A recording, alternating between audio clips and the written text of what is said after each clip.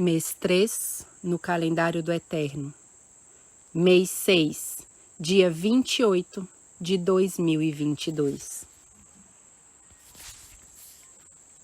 O Eterno me disse: fala novamente dos meus 10 mandamentos ao meu povo. Assim, cumprindo a sua ordem, nesta hora, deixo aqui convosco o que o Senhor me deixou saber. Estes são ordens e proibições. São 10 promessas que nos protegem, se prestarmos atenção em obediência a eles. Esta é a lei que governa o universo do Altíssimo. É a lei de 10 preceitos do amor, o maior amor que pode ser apresentado à humanidade. É a voz de Deus, o Deus do céu, falando à nossa alma e dizendo-nos: faça isto, e não ficará sob o controle e domínio de Satanás. Não há nada de negativo nela, nem prejudicial para o homem mortal. Pelo contrário, é um faça isto e viverá. Deus estabeleceu as leis do seu reino, os 10 mandamentos. Estes são uma muralha de proteção para os seus seres criados racionais, a fim de os preservar da contaminação das paixões e apetites, a fim de que possam tornar-se participantes da natureza divina. A lei do Eterno é perfeita e converte a alma. Expulsa a ira e o ódio, o egoísmo, o rancor, o ciúme e a contenda, cuja raiz é a inveja. Há saúde na obediência à lei de Deus. O nosso ser é vivificado quando em obediência buscamos a Deus, o contemplamos. Assim, o amor do Eterno propaga-se em nós e expulsa a contenda entre nós, pois esta contenda é semeada pelo inimigo através da raiz da inveja. Temos de meditar muito na lei do Eterno e no porquê de cada palavra. Por isso ele deu a sua lei neste tempo a esta geração, quando mais abunda o pecado, pois quanto mais abunda o pecado, mais graça abunda. É um presente de amor do Pai Celestial aos seus filhos terrenos, pelos quais ele deu o seu único Filho como um presente para a nossa salvação. Portanto, não devemos tomar as suas palavras levianamente, mas perguntar-nos o porquê de cada uma delas. E estes sejam a nossa meditação constante, pois somos muito propensos a desviar-nos do caminho, nos desviar-nos com muita facilidade. Por exemplo, depender de si mesmo. Isso é uma idolatria. Ser tão insensato a ponto de pensar que por nós mesmos podemos ser salvos, que o que eu posso fazer por mim mesmo me faz ganhar o reino, que posso todos os dias ser dirigido por mim mesmo, que posso tomar decisões sem consultar a Deus, se Ele as aprova ou não. Deus classifica como idólatras aqueles que confiam na sua própria sabedoria, aqueles que com alianças humanas entre si pensam que discernem as exigências inevitáveis da lei divina. Aqueles que se sentem poderosos, líderes ricos em conhecimento e vastos em experiência. Todos estes são condenados pela palavra de Deus como idólatras, e os seus admiradores são também chamados como tal. Homens seguindo homens, e ambos cairão no mesmo buraco, pois a sabedoria humana é suficiência própria, é cegueira espiritual total. É colocar o Santo de Israel em segundo ou último lugar nas nossas vidas. Ter falsos conceitos de Deus também é idolatria. Afirmamos não ter imagens esculpidas nem adorá-las, de material humano, mas praticamos a idolatria com as nossas ideias fomentadas. Milhares vivem com falsos conceitos de Deus e dos seus atributos, e estes estão certamente a servir um falso Deus, como aqueles que adoram Baal. Satanás trabalha nisso desde o céu.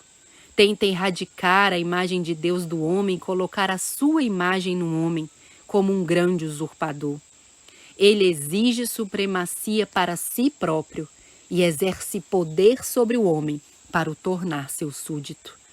Não pode expulsar o Criador do seu trono celestial, mas através da implementação e porta aberta da inveja, implanta a idolatria no homem. E assim, ele implanta o seu próprio trono entre o céu e a terra, entre o adorador humano e Deus. Por essa razão devemos relembrar isto, analisar isso, como ele trabalhou desde o céu, para nos darmos conta de como ele está trabalhando no nosso meio hoje. Temos de nos tornar sábios no estudo da palavra de Deus, mas sábios não na nossa própria opinião, mas pedindo sabedoria divina, pedindo ao Espírito Santo que trabalhe nas nossas mentes e nos faça compreender todas estas coisas. Temos de fugir à lisonja que traz a idolatria entre os humanos. Esta é uma arma do inimigo. Acreditamos que somos importantes, escolhidos ou privilegiados pelo nosso próprio mérito. Este é um anatema de idolatria no nosso próprio ser. Procurar o reconhecimento e vejam o que fiz, vejam o que eu alcancei, é violar o primeiro mandamento da lei do Eterno, pois tudo o que somos e fazemos de bom provém de Deus. O segundo mandamento proíbe o culto de imagens. Não são os retratos da natureza que podemos ter, mas a veneração deles, o curvar-se perante eles, render-lhes culto. O próprio Deus mostrou e empregou imagens e símbolos aos seus profetas a fim de os ensinar, e eles, por sua vez, para ensinar o povo.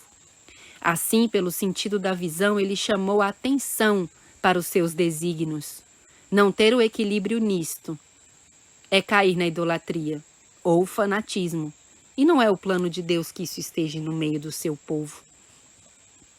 O terceiro mandamento, não tomar o nome do Senhor nosso Deus em vão, é um mal comum entre o povo que diz ser seguidor dos preceitos divinos. Frases que mencionam o seu santo nome ao acaso, a menção do mesmo em irreverência, raiva, cólera, ciúme e contenda. Ter o seu nome na nossa boca, não no sentido de louvor, mas no sentido de descontentamento. Frases como, Senhor, tu sabes que sou mortal e faço o que posso, sem ser sincero, não dando o nosso melhor. Isso é tomar o seu nome em vão. Invocá-lo em orações, hinos e leituras sem o obedecer é tomar o seu nome em vão. Celebrar as suas festas e continuar na vida dissipada é tomar o seu nome em vão, pois não podemos amar a Deus e a este mundo, pois amaremos um e odiaremos o outro. Deus não aceita um coração dividido. O inimigo sim, mas Deus não. A lealdade do homem a Deus está em ser leal à sua lei de governo. E o sábado é uma prova de lealdade para com o soberano e Rei do céu e da terra. Fazer nesse dia o nosso próprio prazer é desonrá-lo, violar o seu santo dia de repouso. E ninguém que não guarde um sábado perfeito poderá entrar pelas portas da cidade santa. Neste dia, desdobramos as suas palavras com mais afinco, meditamos ainda mais, recebemos com alegria e fome o seu manjar sabático, cantamos para ele com mais fervor, oramos com mais frequência, Deleitamo-nos ainda mais em sua natureza e no silêncio escutamos cada som dela.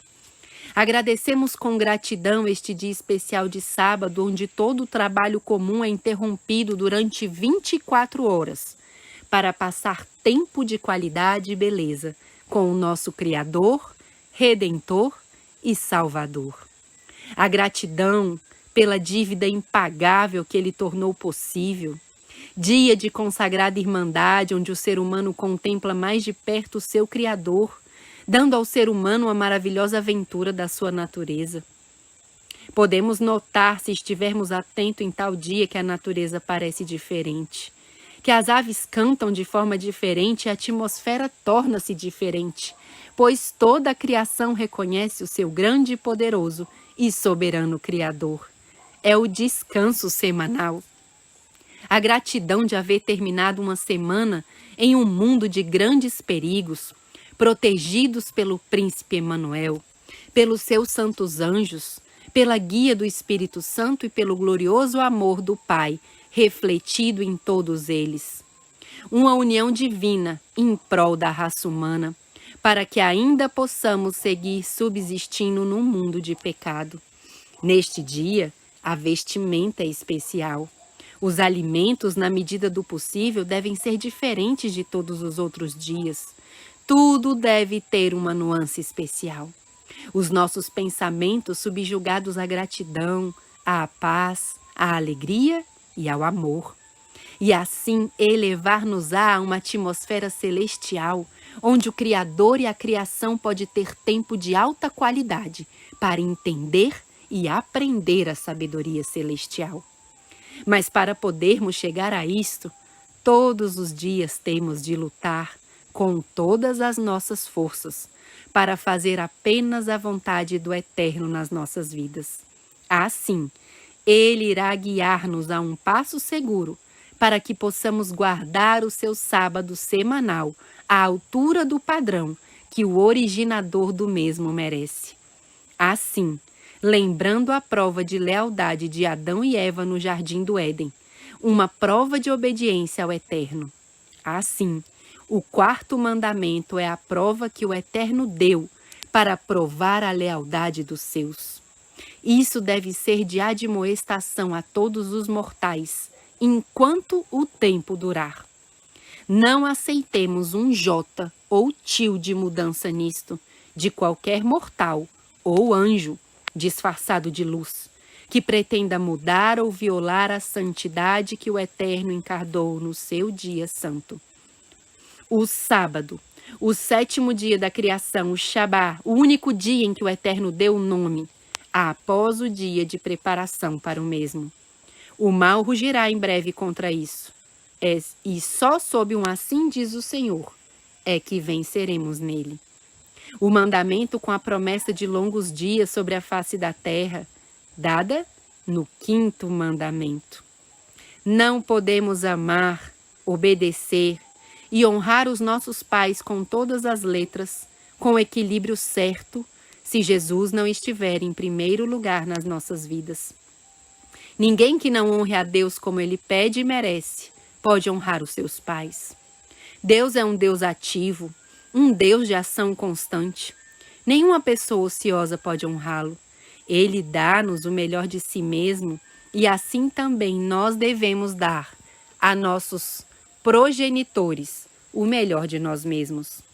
Cada dia que nasce, cada pôr do sol, surpreende-nos com uma bela paisagem diferente. A variedade de frutos, de flores, de árvores, de sementes, enfim, toda a variedade inigualável da sua criação é o sinal do seu amor paternal pelos seus filhos.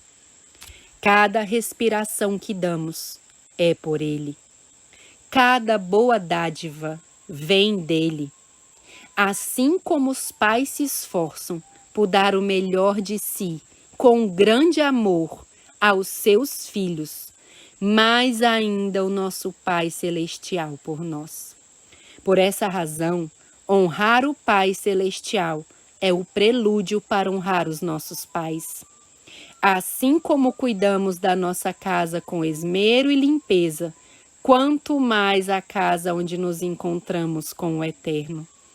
O seu jardim, com as suas variedades de flores, para que ele possa andar como lhe apraz. Foi por isso que ele fez um jardim onde colocou o casal santo no Éden.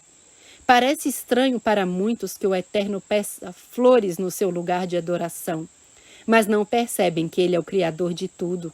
Não gosta de monotonia, simplicidade na sua casa de culto, como o mortal costuma fazer. Gostamos de desfrutar de belas paisagens, com muita folhagem verde e cores variadas, quanto mais o Criador. Ponham mais empenho na casa do Senhor do que na própria casa, e assim morreremos mais para o nosso eu a cada momento. Assim também lhe damos o primeiro lugar em nossas vidas. Assim, o honramos como Pai Supremo. E assim, também Ele nos dará a verdadeira capacidade de amor perfeito, verdade e justiça para honrar os nossos pais, na sua sabedoria celestial, mesmo quando eles sejam ou não da fé. Devemos lutar para não criar sofrimento ao nosso próximo. E para isso, a abnegação deve estar encarnada em nós como essência da vida, e isso só Cristo nos pode dar, depois de fechar com grande urgência e firmeza a porta da cobiça em nossa vida. O sofrimento é uma morte silenciosa, como a pressão alta no ser humano. Uma morte que vai lenta e sem ser vista, debilitando pouco a pouco a vitalidade do seu hospedeiro. Nós, a raça humana, viemos de Deus. Ele é o nosso Pai Supremo, que deu ao homem o dom de multiplicar-se através da concepção.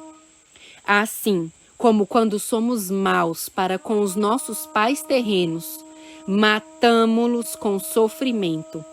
Assim, pela nossa ingratidão e maldade uns para com os outros, ferimos e machucamos o coração daquele que foi à morte na cruz.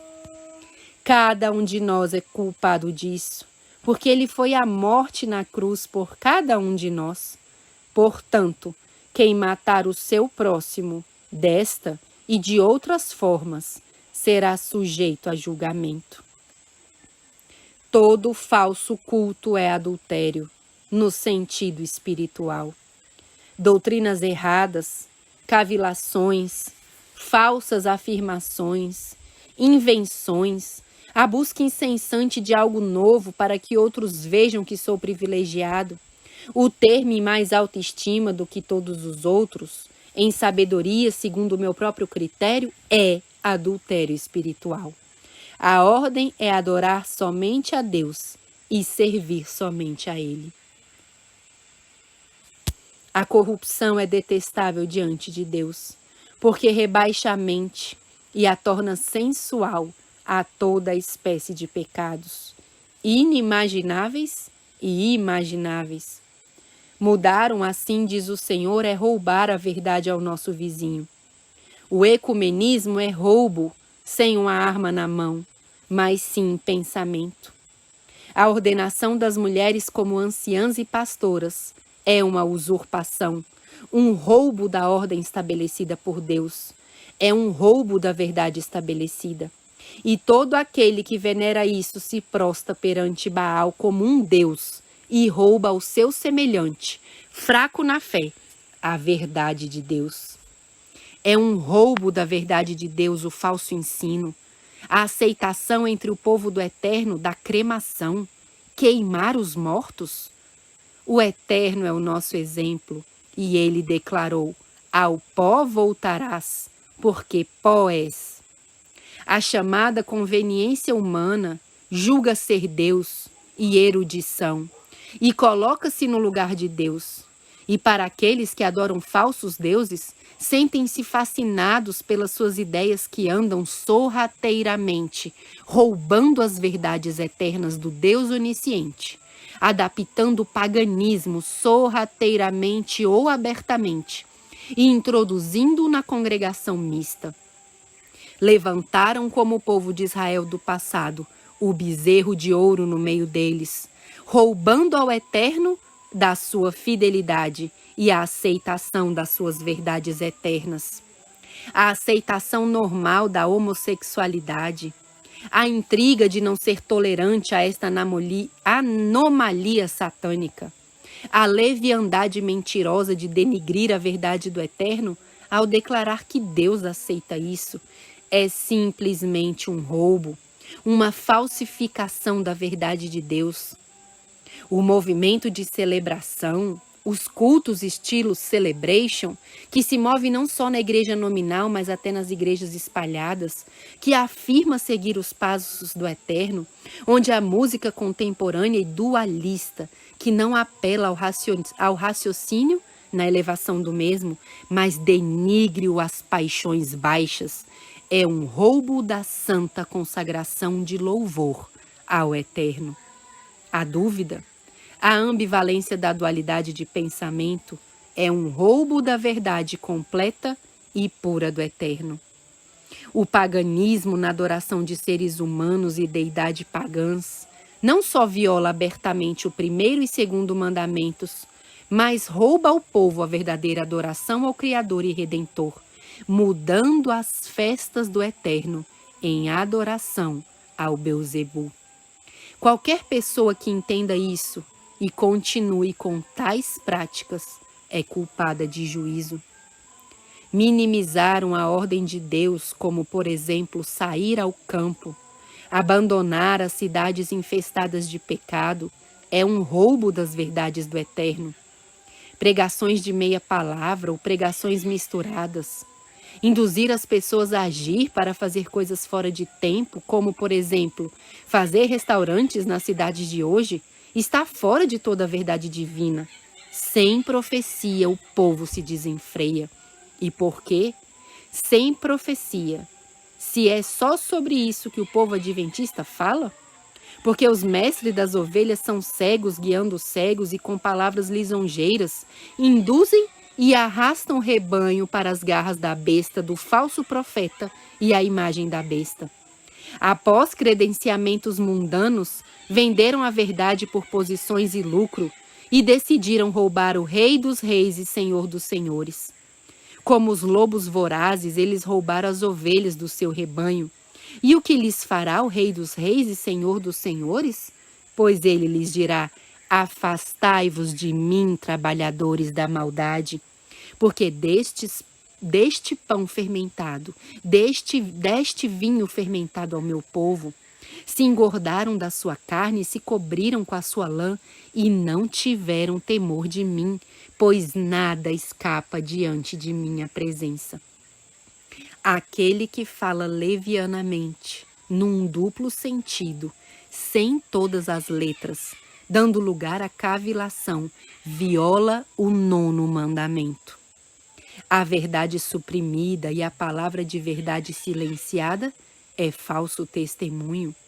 Com amor, mas com verdade e justiça, devemos sempre falar a verdade, a tempo e a fora de tempo.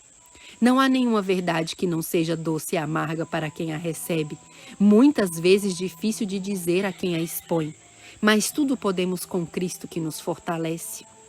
Quem não for firme como Elias, manso como Moisés, tendo fé firme como Abraão, lutando como Jacó, agarrando ao Eterno até ser abençoado, pondo de lado o seu próprio critério e exaltando até ao extremo a verdade de Cristo Jesus, será culpado de uma violação deste 9º mandamento. A raiz de todos os pecados e a chave para todos os males é a cobiça. Pela cobiça adoramo-nos a nós mesmos, idolatramo-nos a nós mesmos, ou idolatramos a outro humano por conveniência ou lucro. Através da cobiça adoramos o que nos agrada ou nos convém. Como achamos conveniente, tornamo-nos juízes da palavra de Deus, aceitando o que nos agrada e rejeitando o que não nos agrada. Por cobiça tomamos o nome do Senhor nosso Deus em vão, quando pensamos que somos tão santos e tão próximos dele, que temos o seu nome na nossa boca constantemente, quando o nosso falar e o uso correto da nossa voz, juntamente com as nossas obras, dizem o contrário. Juramos em vão em seu nome, e isso é tomar o seu nome em vão. Por cobiça não admitimos parar as nossas tarefas, os nossos pensamentos, os nossos ganhos de trabalho durante 24 horas, mas antes dedicamos 23 horas e meia, ou 12, ou 8, ou 6, ou 4, ou 2 horas, ou nenhuma ao Eterno no seu dia santo. E damo-nos por satisfeitos, ou calamos a nossa consciência com Deus entende. Também por cobiça, trabalhamos até o último momento, até as últimas horas, até mesmo à beira do início do sábado e não nos preparamos como deveríamos para estar em um dia de descanso em paz e felicidade com Ele, as suas 24 horas que Ele deseja estar conosco, com aqueles que Ele ama e que deveriam amá-lo. Por cobiça não honramos os nossos pais tementes a Deus e guardadores das suas palavras, como o Eterno nos pede que façamos. Ele deu-nos o exemplo de que mesmo enquanto redimia o mundo dos seus pecados, pendurados na cruz do Calvário, ele disse a João: Filho, eis a tua mãe, e mãe, eis o teu filho. Nem mesmo em agonia se esqueceu dos cuidados com a sua mãe. Agora muitos dizem: devo honrar o meu pai e a minha mãe ficando na cidade, ou comendo o que comem, ou vivendo como vivem. Aos tais refiro as palavras do Eterno. Aquele que não deixa pai ou mãe, filho ou filha, marido ou mulher, terras ou casas por amor de mim, não é digno de mim. E também estas, ditas por ele a Abraão: sai da tua terra e da tua parentela para a terra que eu te mostrarei. Honrar pai e mãe nunca pode depor a obediência implícita a Deus. O sentimentalismo nunca deve estar em nós, há apenas o racionalismo e o equilíbrio certo que só Deus nos pode dar quanto ao amor. Ele pode fazer-nos agir de forma justa e correta, apenas pelo seu poder e misericórdia. Por cobiça, matamos com a boca. Pelo sofrimento infligido aos outros por desejarmos posição, benefício, ganho, reconhecimento na vida, matamos a verdade na nossa consciência para que a mentira possa prevalecer, pois cobiçamos a paz passageira e desprezamos a paz duradoura. Por cobiça, damos lugar a pensamentos mórbidos que são ilícitos e aviltantes. O desejo próprio, de que o inimigo das almas faz uso e que grita aos nossos ouvidos: faça o que quiseres, porque mereces. Ou eu vou até ti, o mundo é teu. Ou é o teu momento. Ou você é o seu próprio dono. Ou ninguém experimenta pela cabeça de outro. Experimenta. Outros o fazem. E por que não você? Todas essas ideias infernais, juntamente com a falta de vigilância dos caminhos da nossa alma, tornam o ser humano preso de uma cobiça mental e sutil, que, se não for contida em Cristo Jesus, dará rédea solta à ação fatal. Por cobiça acreditamos que temos o direito de ter, pela força ou furtivamente, o que os outros têm, de nos apropriarmos e dispormos daquilo que não nos pertence e que pertence apenas a Deus. Acreditamos que temos o direito de ser ouvidos, mesmo que sejamos símbolos que retinem. Acreditamos que somos sábios na nossa própria opinião, roubando a verdade íntegra dos outros, estorvando a causa de Deus ou desviando as suas palavras. O roubo nascido na cobiça é, na sua expressão extrema, a anulação da palavra de Deus pelas palavras dos homens. Por cobiça, o bem comum fala a meia-verdade, que é uma mentira, pois omitir é mentir, distorcer é mentir. Ficar em silêncio perante a injustiça é mentir. Enredar a verdade com o erro e não reparar a verdade em nome do Do que dirão se eu me retrato? Por medo de perder credibilidade? E assim persistir em falar em falso testemunho é mentir. Mentir sobre alguém ou outros, ou sobre um está escrito da palavra de Deus para acomodar em meu benefício ou conveniência, é uma violação aberta do 9º mandamento. Esta foi e é a ação satânica que Lúcifer usou contra o governo de Deus desde o céu, e cuja semente ele implantou no mortal para levantar a criação contra o seu Criador. Através da cobiça, o amor e a paz são banidos, a verdade é vendida e reina a injustiça. Através da cobiça originam disputas e guerras de poder nas famílias. Através da cobiça, as comunidades e os países confrontam-se uns com os outros. O amor, a verdade e a justiça mostram a lei do eterno, e cumpri-la traz paz àquele que a recebe. O feminismo dominante, que ainda vive no pensamento da mulher, que, segundo se diz uma seguidora de Cristo, declara: não tenho necessidade de homem, posso fazê-lo eu mesma, demonstrarei a todos. São raízes de competição e amargura implantadas por Satanás. A competição entre o casal, cada um cobiçando a posição do outro. Os filhos cobiçando a posição dos pais.